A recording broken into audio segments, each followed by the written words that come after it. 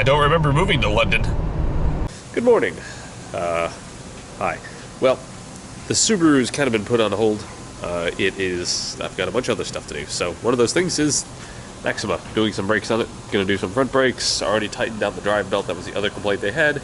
And I also started off the morning with the alignment on that Honda, which went perfectly. Had to adjust the right rear toe and the left front toe. But it all went swimmingly and it drove out nice and straight. So, who can complain? So I'll let you know if there's anything really interesting that happens, of course.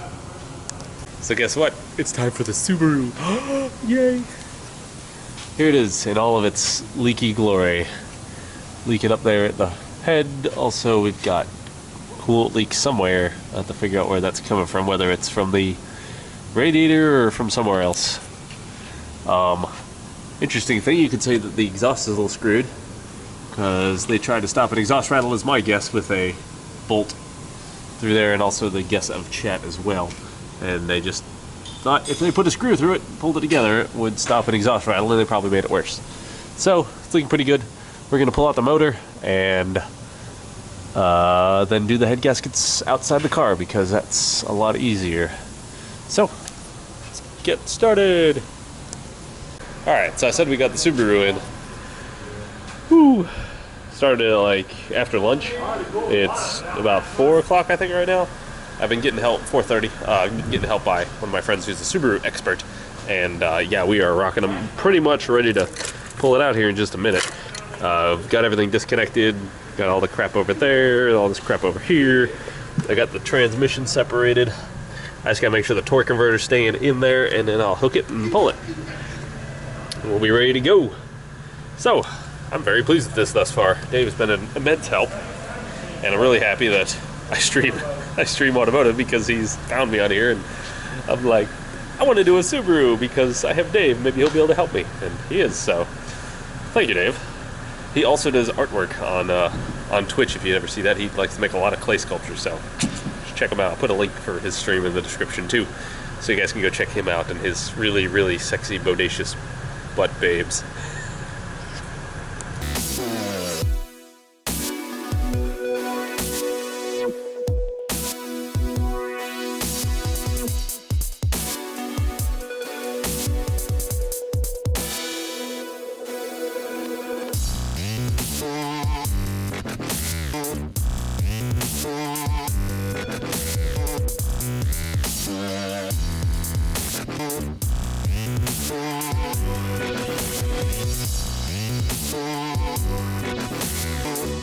Alright boys, we did it.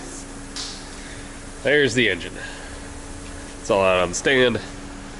As you can see, it's no longer in the car, clearly. And hopefully you enjoyed the time lapse that I put in there of it. It probably was a little erratic, but sometimes I moved the camera because I was needing some visual help from chat, because hey, they're awesome. So yeah, we're gonna be stripping this whole bloody thing down. Doing the heads, changing a bunch of gaskets, sealing up leaks. You can see where it's leaking, like right there. It's leaking at the head, it's leaking at the rear main. It's leaking on this head down there.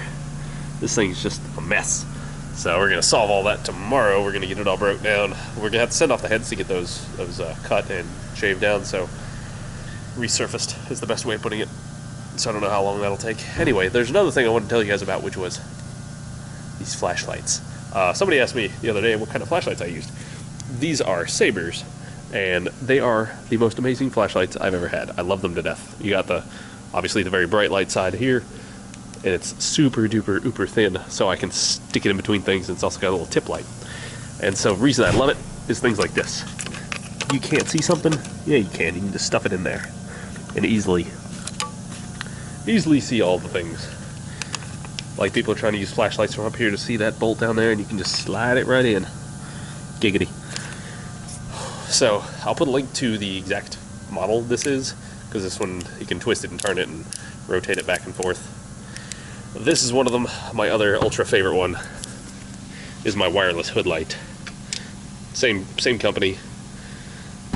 I just have it plugged in to charge, but you can just unplug it, bam, and it'll obviously still work. It's wireless. Got 2 settings, super bright and regular bright, and it is amazing to have. The things here work great for.